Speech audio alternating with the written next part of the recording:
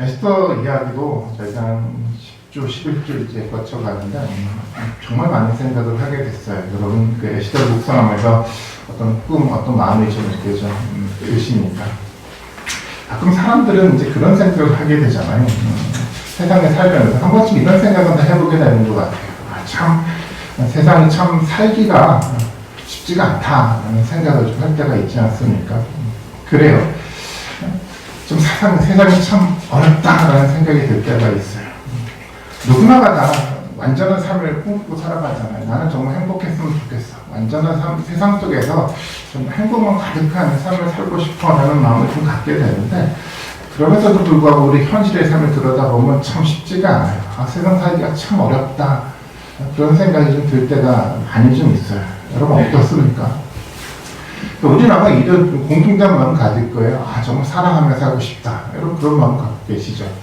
정말 사랑 많이 하고 싶고, 정말 사랑 많이 받고 싶어요. 누구나가 가지고 있는 공통의 마음이라고 생각을 해요.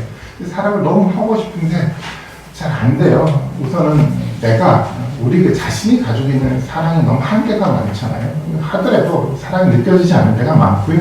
또 사랑을 받는 사람도 부족해요. 그러다 보니까 서로 간에 사랑을 주고받는다라고 생각을 하지만 나중에 들여다보면 사랑이 아니라 이 사랑 때문에 오히려 상처가 주고받는 경우들이 많이 생겨나더라고요. 이유가 우리가 부족해서 그런 거잖아요. 나도 부족하고 상대도 부족하고 세상도 부족하기 때문에 뭔가 잘 되지가 않아요.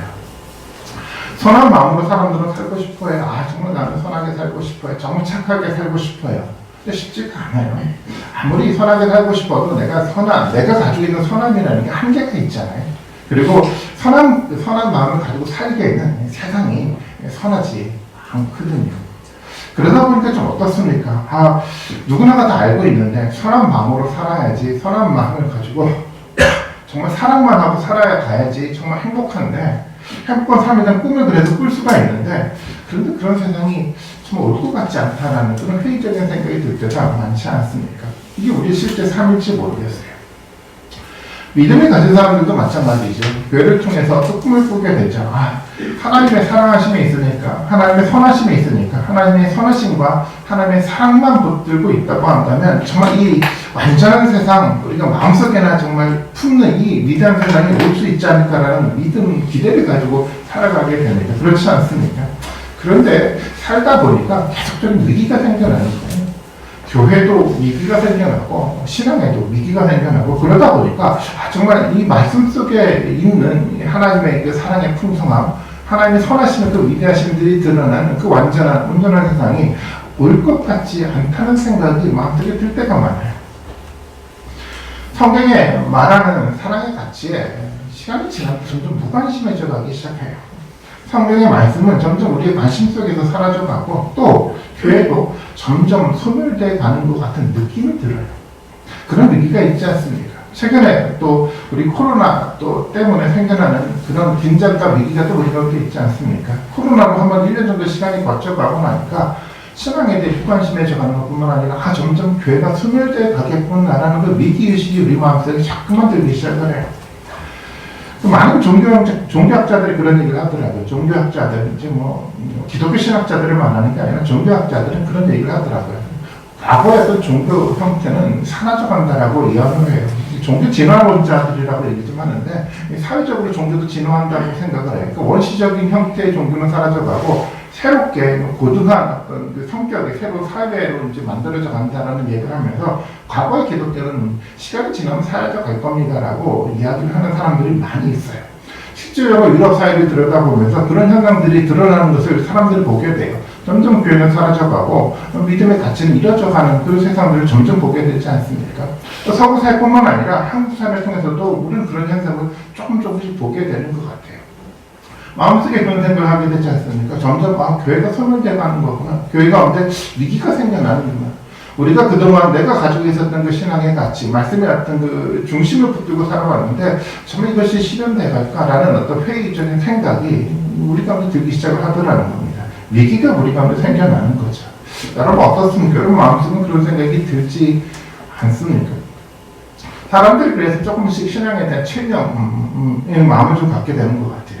교회를 좀 포기하고, 그래서 신앙의 삶이 우리 삶의 중심이 되지 않고 그냥 구석에 다 이렇게 밀어놓고 그냥 적당하게 세상과 타협하면서 살아가는 그런 삶의 형태를 가지고 살아가게 되더라는 겁니다. 위기죠. 소멸되는 것 같아요. 그런 상황이 우리 가운데 만들어졌어요. 이런 상황에서 우리는 에스더 이야기를 듣게 됐어요. 에스더 이야기는 그래서 이런 위기 속에 과연 신앙의 의미가 무엇인지를 진지하게 생각해 볼 수 있게 만들어가는 저는 성격이라고 믿고 있어요. 에스더도 똑같았어요. 똑같은 그 위기의 상황 가운데 있었어요. 모두에게도 마찬가지였죠. 그런데 이 두 사람은요, 소멸되고 유다 민족의 공동체를 보면서도 신앙의 위기가 그들 가운데 있는 것을 눈으로 분명하게 목도하고 있음에도 불구하고 그들의 마음속에서 이 신앙을 포기하지 않는 거예요. 유다 민족이 지금 진멸되고 있는 위기 속에 있었잖아요. 유다 민족이 역사 속에 사라져갈 위기가 생겨났어요. 유다 민족이 사라져간다는 것은 단순하게 하나의 민족이 사라져간다는 이런 단순한 의미가 아니잖아요. 어떤 의미였습니까? 하나님의 약속이 사라져가는 거죠. 하나님이 유다 민족을 통해서 세우겠다고 했던 하나님의 나라요. 정말 말씀이 중심이 되는 행복이 가득한 그 완전한 세상이 사라져간다는 의미와 같은 거였어요. 저는 모르드게와 에스더의 마음속에 있는 것이 오늘 우리의 마음과 다르지 않다라고 생각해요.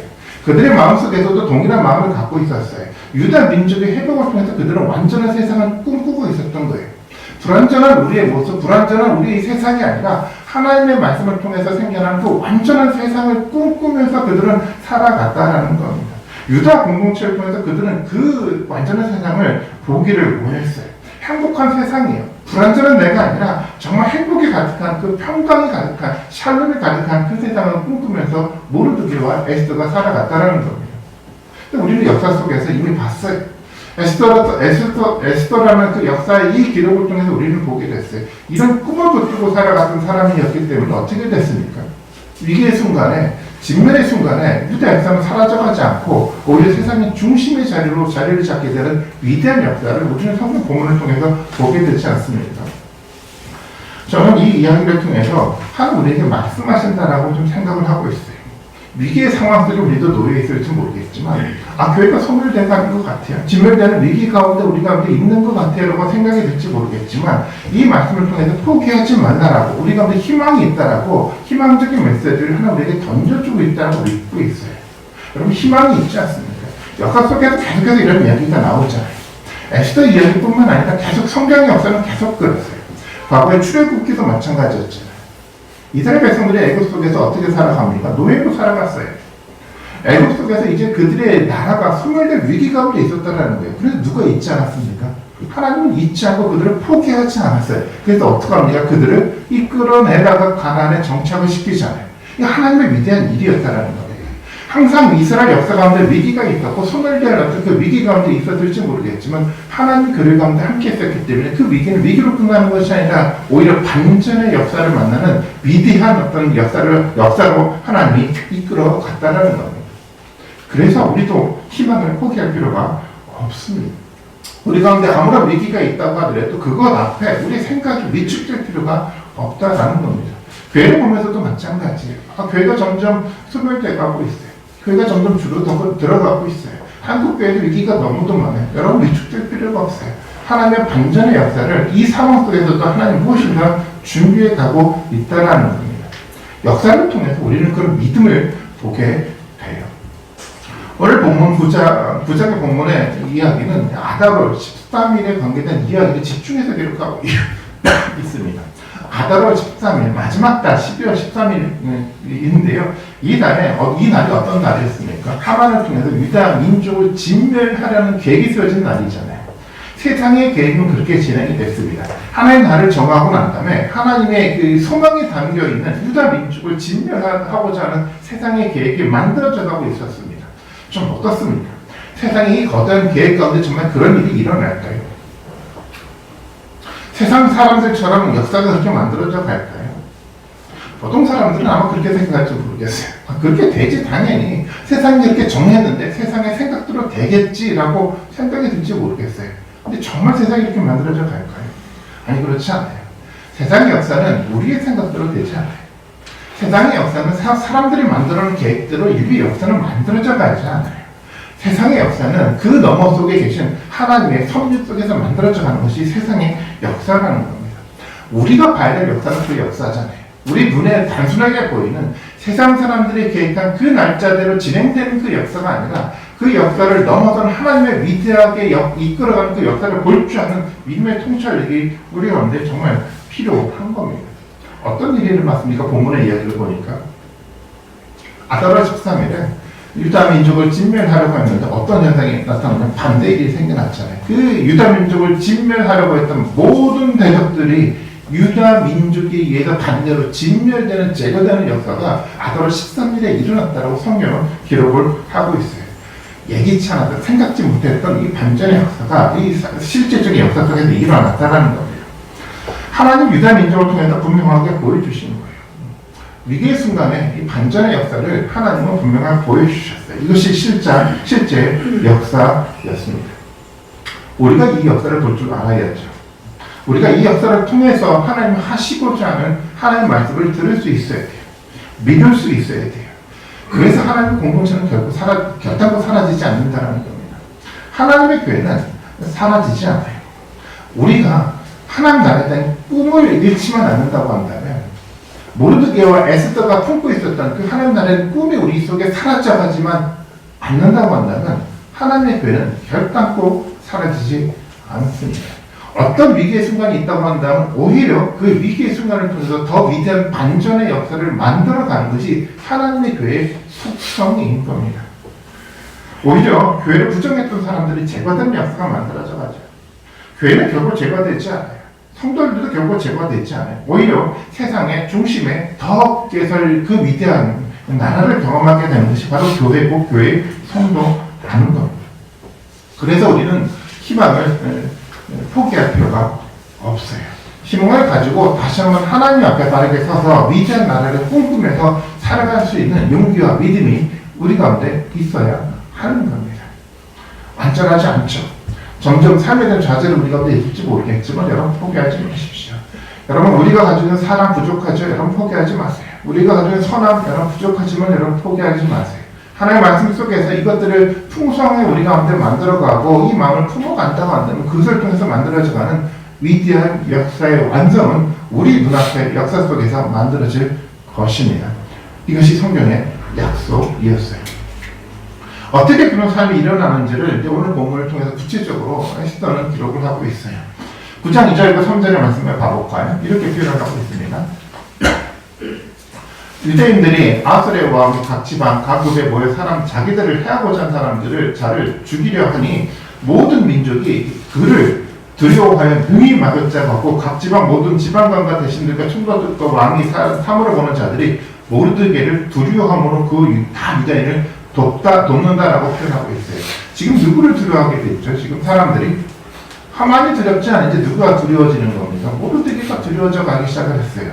많은 사람들이 이제 유다 민족을 두려워했어요. 왜 유다 민족을 두려워했고 왜 모르드게를 두려워했습니까? 표면적으로 본다고 한다면 이 모르드게 뒤에 누가 있습니까? 왕이 있잖아. 왕이 전적으로 신뢰를 했어요. 표면적인 모습은 그렇지만 이 저자 시각에서 본다고 한다면 이 모르드게 뒤에 누가 있는 겁니까?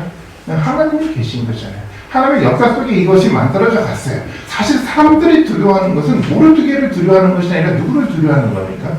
사실은 하나님을 두려워하게 된 거예요. 이것이 교회의 역사인 겁니다. 저는 이 본문을 좀 보면서 여호수아가 떠올랐어요. 본문을 읽다 보면 마치 여호수아를 읽고 있다는 느낌이 좀 들어요. 저는 그렇게 생각을 해요. 이 저자가 에스더 저자가 여호수아를 너무 잘 알고 있으니까 그 이야기를 마음속에 담고 이 본문에 대한 이야기를 기록하고 있다고 저는 생각을 하고 있어요. 그래서 저는 이 이야기를 여호수아와 같이 한번 연관해서 참고해서 한번 이 이야기 읽는 것이 유익하다라고 생각을 했어요. 저는 이 본문의 이야기가 라합에 대한 기사로 여러분 저는 읽혔어요. 여호수아 2장 9절과 10절의 말씀에 보면 이렇게 표현을 하고 있어요. 우리가 너무 잘 아는 얘기죠. 말하되 여호와께서 이 땅을 너에게 주신 줄을 내가 아노라. 라합의 이야기입니다. 우리가 어떻게 하죠? 너희를 심히 두려워하고 이 땅 주민들이 다 너희 앞에서 간담이 녹는다라고 표현하고 있어요. 라합이 얘기하고 있잖아요.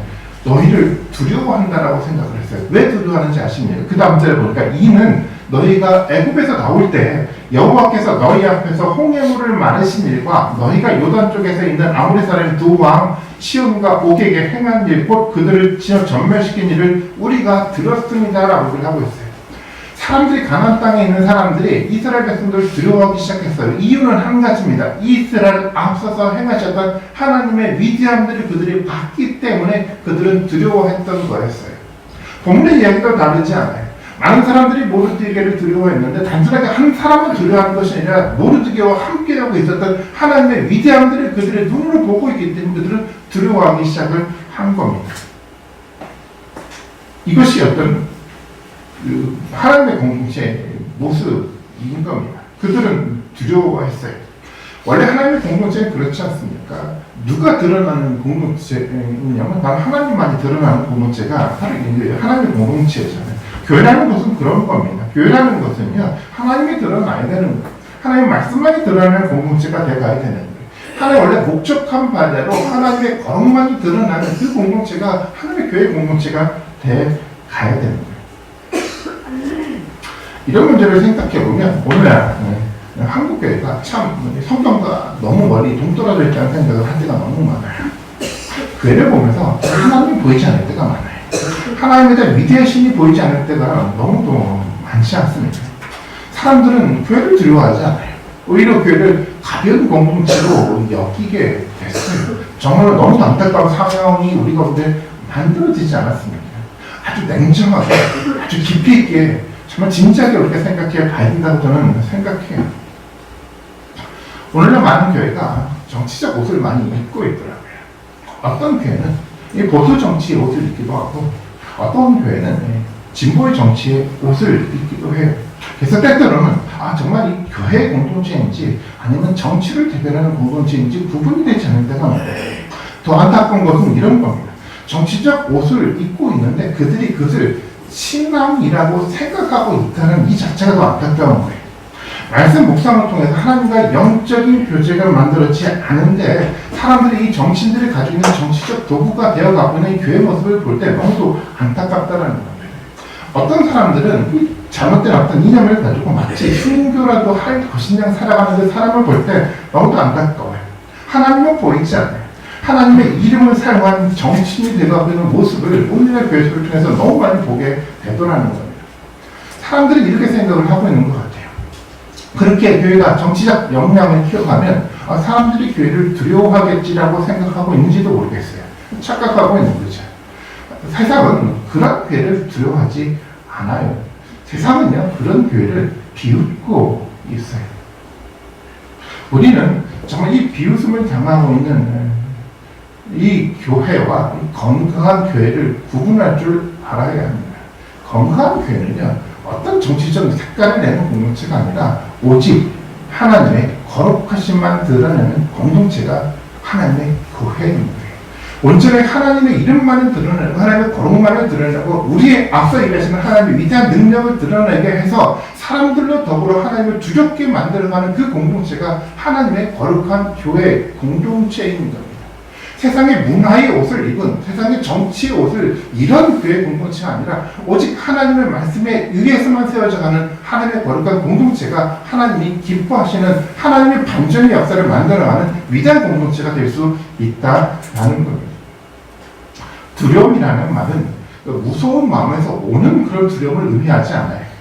이 두려움이라는 단어는 어디서 오는 거냐면 존경의 마음속에서 오는 두려움을 말하는 거예요. 너무도 존경스러운 거예요. 나와는 다른 정말 존경스러운 무엇인가가 공동체 가운데 있기 때문에 생겨나는 두려움을 가지고 교회를 바라보게 만들어 가야 됩니다. 교회라는 공동체를 보니까 세상보다 못해 이런 마음이 아니라 정말 교회 공동체를 보니까 정말 저것은 범접하지 못하는 정말 위대한 것들이 저 가운데 있어라는 이 두려움과 떨림이 교회 가운데 존재해야 되지만 사람들은 교회를 두려워하게 돼 있다는 겁니다. 그런 공동체가 만들어 가야 되지만 교회를 통해서 일하시는 하나님의 위대하신 분들이 드러날 수 있게 돼요. 그래야지 교회가 만들어가는 이 위대한 일을 세상에 그 누구도 막지 못하는 능력의 공동체가 되는 겁니다. 오늘 본문의 이야기가 그렇게 기록되어 있지 않습니다. 사람들이 두려워했어요. 이제는 모르드게를 통해서 만들어가는 그 위대한 역사를 그 누구도 막지 못하게 됐다라고 선언을 해요. 당연하죠. 누가 함께하고 있죠? 하나님 함께하고 있으니까, 하나님 두려워하니까 그 누구도 이를 막지 못하는 거예요. 사람들이 마음속에 사라져갔던 이 완전한 삶에 대한, 세상에 대한 그 꿈이에요. 완전한 행복을 꿈꾸고 살아왔던 그 마음을 통해서 만들어져가는 이 하나님의 일을 이제는 누구도 막지 못하는 그런 일이 만들어져 가겠다라고 선언을 하는 겁니다.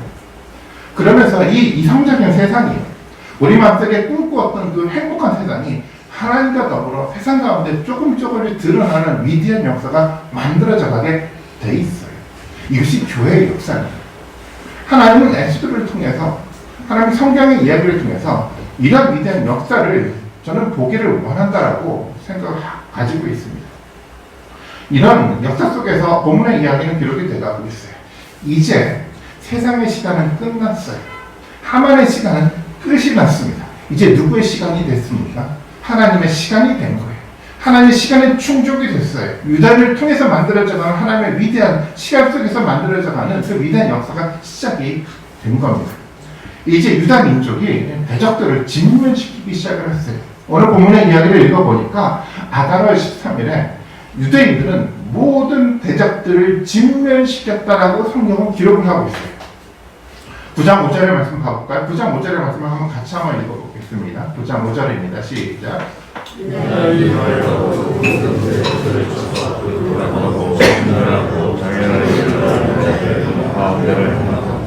보니까 이런 표현을 하죠. 계속해서 이제 5절, 6절 계속 이야기가 진행이 되고 있는데요. 모든 대적들을 쳐서 도륙하고 진멸했다라고 얘기를 합니다. 유다인이 진멸되지 않고 대적들이 진멸됐어요. 10절 말씀도 볼까요? 10절 말씀도 같이 한번 읽어봅니다. 시작.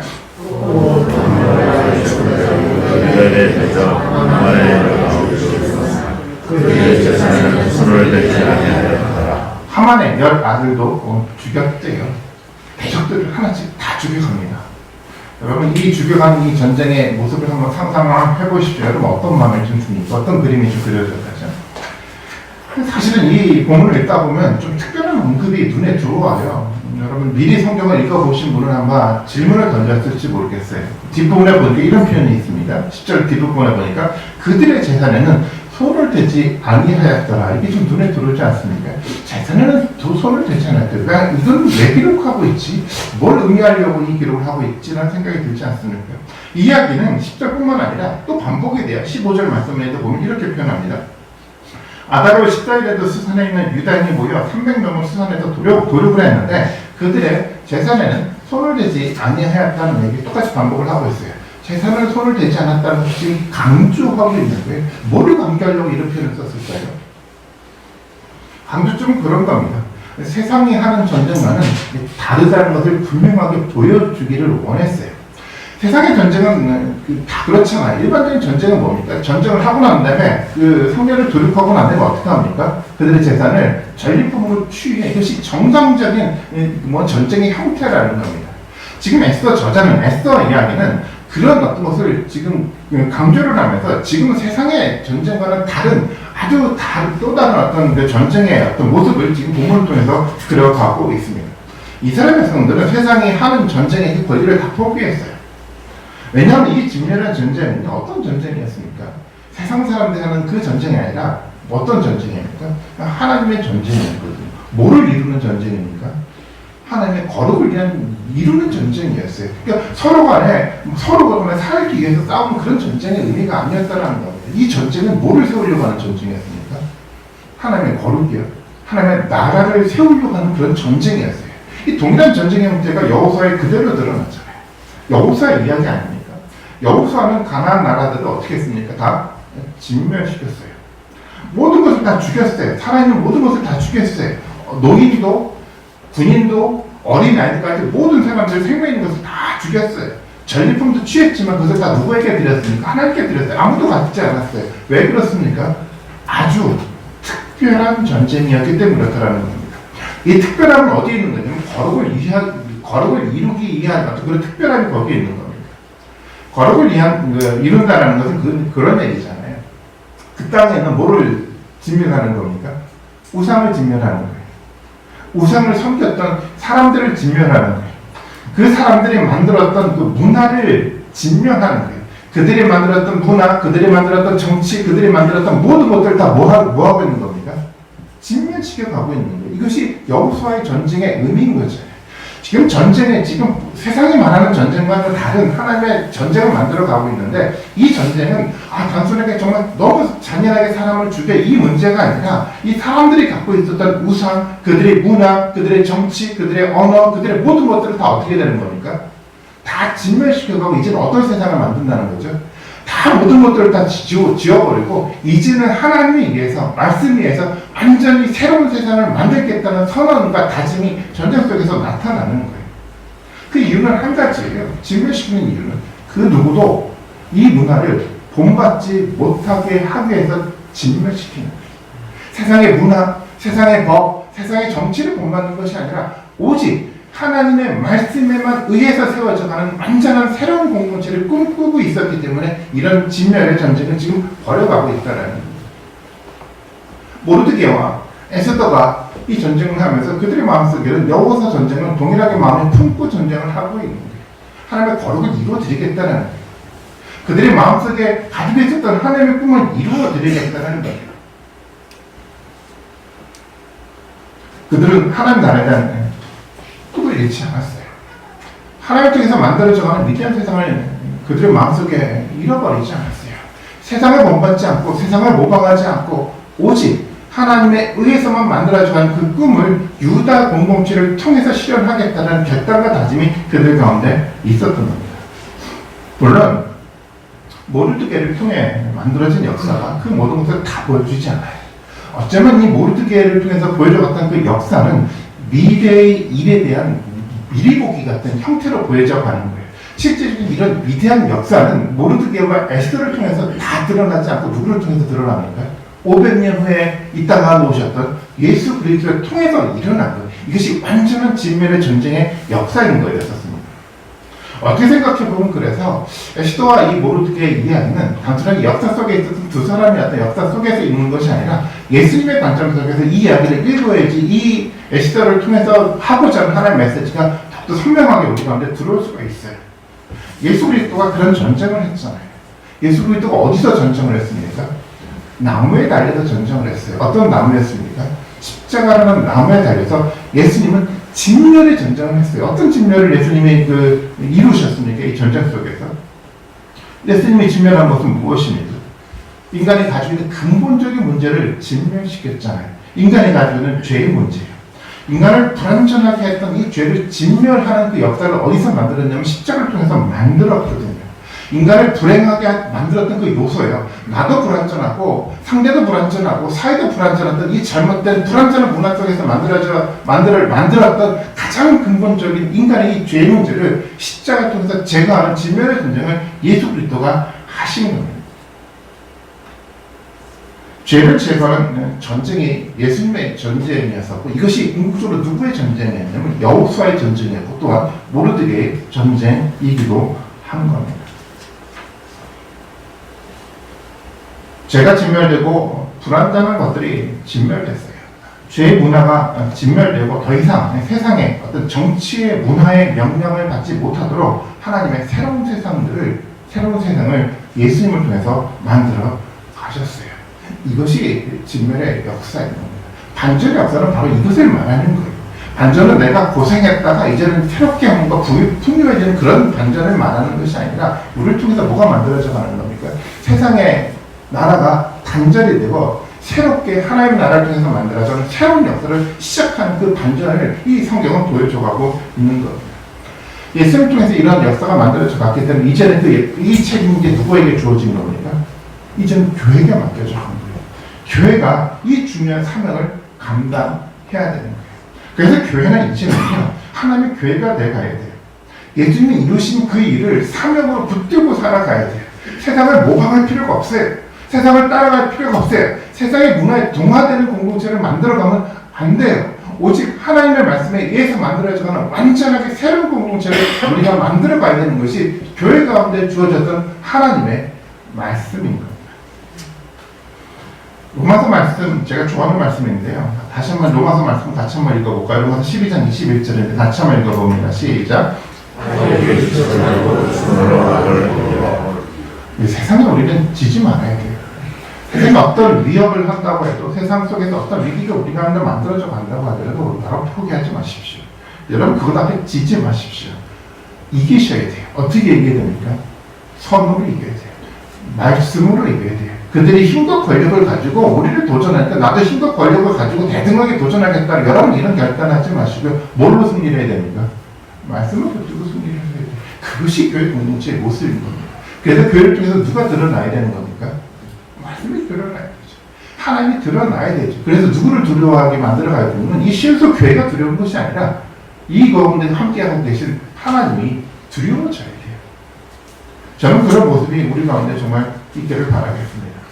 이제 결론적인 이야기가 마지막에 좀 등장을 합니다. 에스더 9장 17절과 18절 이야기고 오늘의 가장 중요한 주제이기도 합니다. 본문을 볼까요? 아달월 13일에 그 일을 행하였고 14일에 뭐를 했습니까? 쉬었다고 표현하고 있어요. 그리고 그날에 뭐를 베풀었습니까? 잔치를 베풀어 즐겼다라고 얘기를 해요. 그날 보니까 수산에 사는 유대인들은 13일과 14일에 모였고 15일에 쉬었고 그날에 잔치를 베풀어 즐긴지라. 굉장히 중요한 두 가지 의무가 반복돼서 나오고 있네요. 쉼과 잔치. 앞서 제가 말씀을 드렸죠. 잔치라는 것이 이 에스더 전체에 굉장히 중요한 주제라고 이제 설명을 드렸는데 앞서 던졌던 그 잔치라는 개념은 어렴풋한 그림이었을지 모르겠지만 이제 그 잔치의 개념이 이제 선명하게 드러났어요. 이 잔치는 어떤 잔치였습니까? 모든 진멸의 전쟁을 끝나고 만들어져가는 쉼의 잔치였어요.